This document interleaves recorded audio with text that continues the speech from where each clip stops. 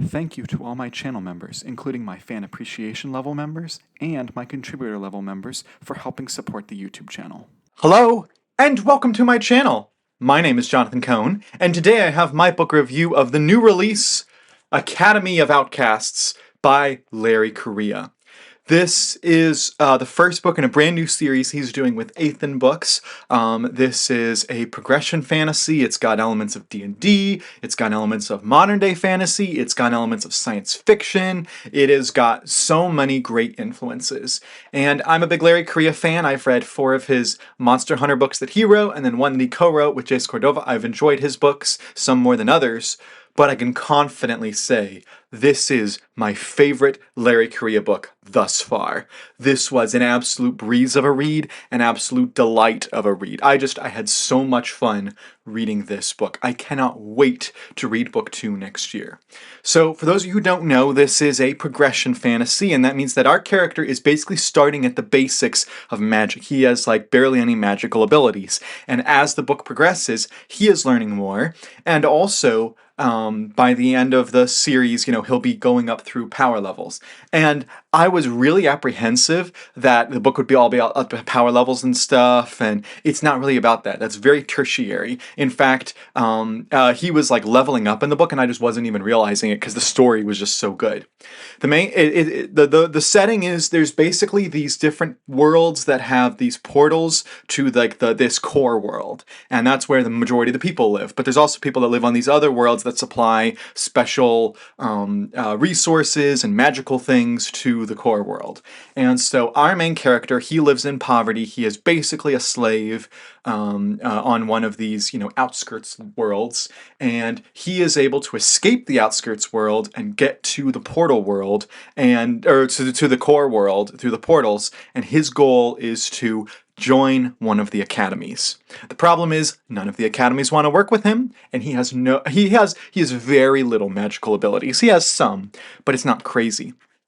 So he has to basically work through, earn his way, prove that he deserves to be there, and then bad stuff starts happening. There's some plot lines about someone trying to murder people from his home planet, and they pin it all on him, and so he's trying to escape all that. So there's kind of like a mystery going on and some kind of thrilling stuff, and the book's paced quite fast. The book, it's only about 340 pages, but it was just such a breeze of a read, and it's really small font size, so it's actually longer than it looks, but it breezed through so fast because it was just the story just keeps going.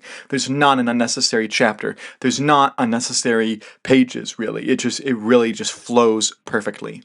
Our main character is the point of view character, the first-person POV of Oz Carnarvon. I thought he was a really good character.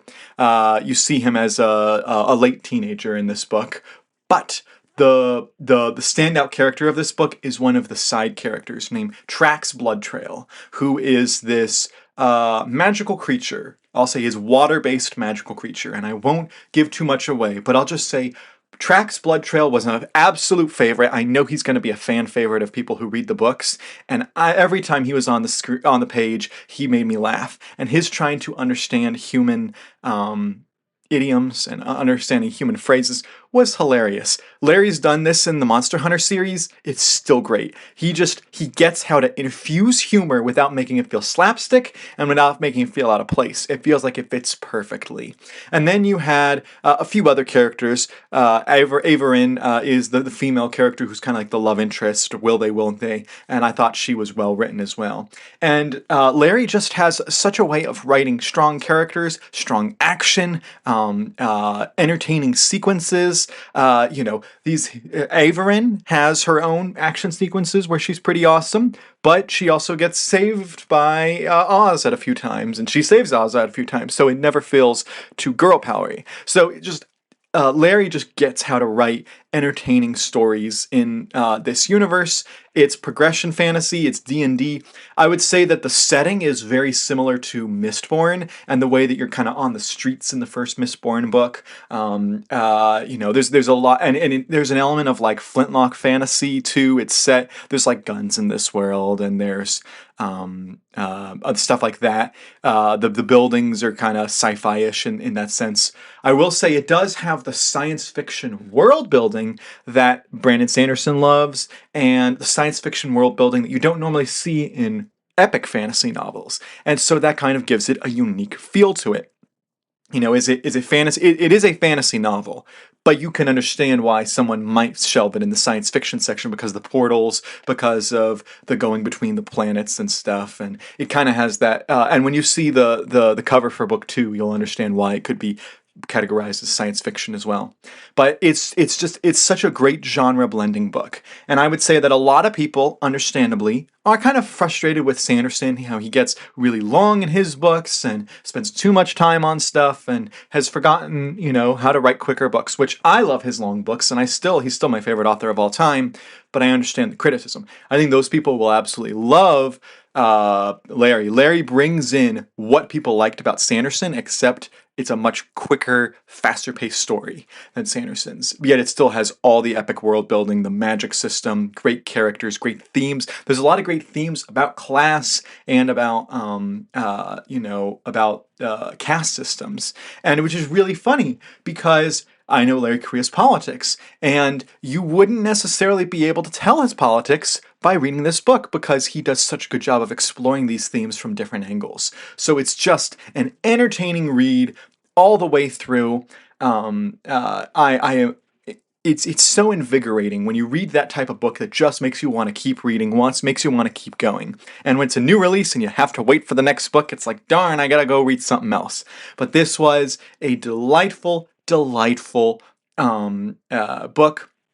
Had a blast with it, and I cannot wait to read more from this series and more from Athen. I think Athen, and this, it says it has a V here for Vault, which is like in association with Athen, but the parent company is Athen. I think that Athen is really becoming a favorite publisher of mine, and if they continue turning out such quality works, they will be a regular on my shelves. So if you've read Academy of Outcasts, let me know your thoughts in the comments section down below. And until next time, I'm Jonathan, and thank you for watching.